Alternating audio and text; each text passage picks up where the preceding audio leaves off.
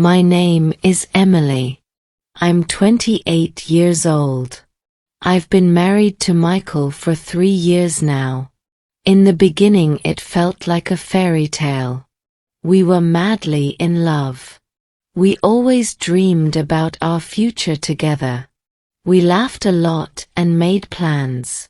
It felt like I had found my soulmate. But as time passed, things started to change. At first, the changes were small.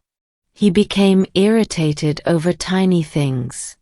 Things that were never an issue before. Leaving a dish in the sink.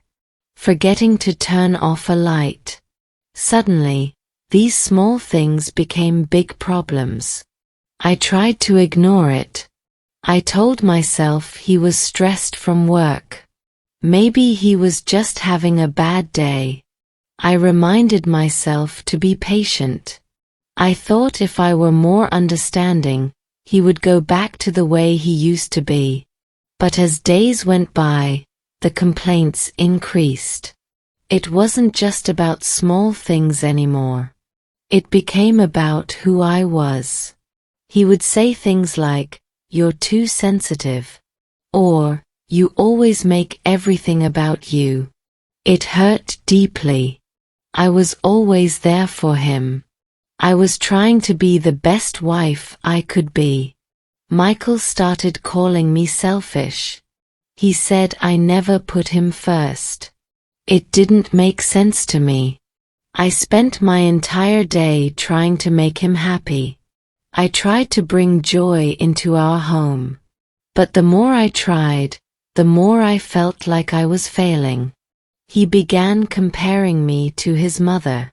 He said, "My mom would do this differently," or "You should learn from her." It broke my heart every time he said it.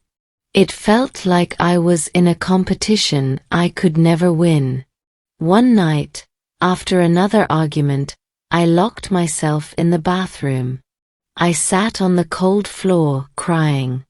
I cried so hard it was difficult to breathe. I kept asking myself, what did I do wrong? Why am I never enough? I felt like I was losing myself.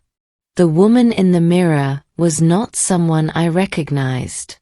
I used to be confident and happy. Now I felt like a shadow of who I once was. Sometimes, Michael would apologize. He would say he didn't mean it. He said he was just having a tough day. He would hold me and promise to do better. And for a moment, I believed him. I thought maybe things would go back to how they used to be. But the apologies became fewer. The hurtful words became regular. I stopped going out. I stopped seeing my friends. Whenever I made plans, Michael would make me feel guilty. He would say, "Why do you need to go out when you have me?" He would say, "I should be enough for you. Why can't you be happy with just me?" So, I stopped going out. I thought maybe this would make him happy. Maybe he would realize how much I cared for him. But it never did. One day, I decided to take a day off work. I was exhausted mentally and physically. I thought a day off might help. When I told Michael, he stared at me and said, "You're so lazy. You can't even handle a full week of work." His words cut deep. I couldn't hold back my tears. I felt small and worthless. I had been working hard at my job and at home. Yet he still made me feel like a failure. I started doubting myself. Maybe I was the problem. Maybe I wasn't trying hard enough. I found myself tiptoeing around him. I tried to read his mood. If he came home in a bad mood, I would brace myself for complaints. Living in constant fear was draining. One night, after another argument, I lay in bed staring at the ceiling. Michael was sleeping next to me with his back turned away. I felt alone, even though he was right there. I wondered if this was how the rest of my life would be, trying to please someone who would never be satisfied. The thought scared me. The next morning, I made a decision. I decided to do something for myself. I went for a walk. I hadn't done this in a long time. I visited the park where we had our first date. I sat on a bench and watched the world go by. For the first time in what felt like forever, I felt a tiny bit of peace. I realized how much I missed this feeling calm and content without worrying about anyone's opinion. I started taking more walks. I spent time with friends. I found little joys again. At first, I didn't tell Michael. I knew he wouldn't like it. But he noticed the changes. He said, "You're different. I don't like this new version of you." He started accusing me of ignoring him. He said I didn't care enough. But I knew I had to keep doing this. I needed to find myself again. One evening, after a long argument, I finally said the words I had been too afraid to say for so long.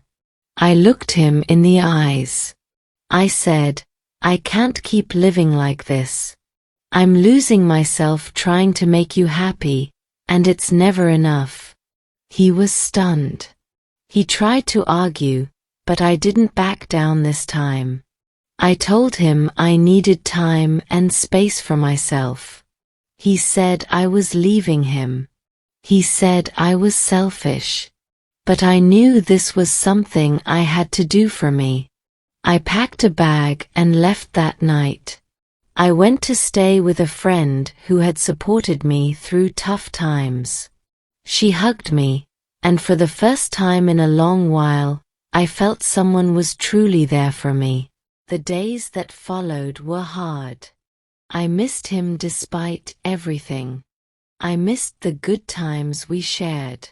But I knew going back wouldn't be the same without real changes. I started therapy, something I had thought about but never tried. It helped me see things more clearly. Michael reached out many times. He asked me to come back. He promised he would change. It was tempting to believe him. I wanted to fall back into his words. But I knew I needed more than promises. I needed action. I told him he had to prove it without me being there. It's been a few months now. I'm still healing, taking it one day at a time. Some days are better. Some days are still hard. But I feel stronger than I have in years. I'm learning to love myself again. I don't know what the future holds for Michael and me. Maybe we will find our way back to each other. Or maybe this is the end of our story. But one thing I do know is that I am enough just as I am. I don't need to change for anyone. I deserve to be loved for who I am, not for who someone else wants me to be. And for the first time in a long time, I truly believe that. Now, I ask you, should I trust him one more time? Should I give our relationship another chance? Or should I continue on the path of self-love and healing, even if it means walking away for good? What would you do?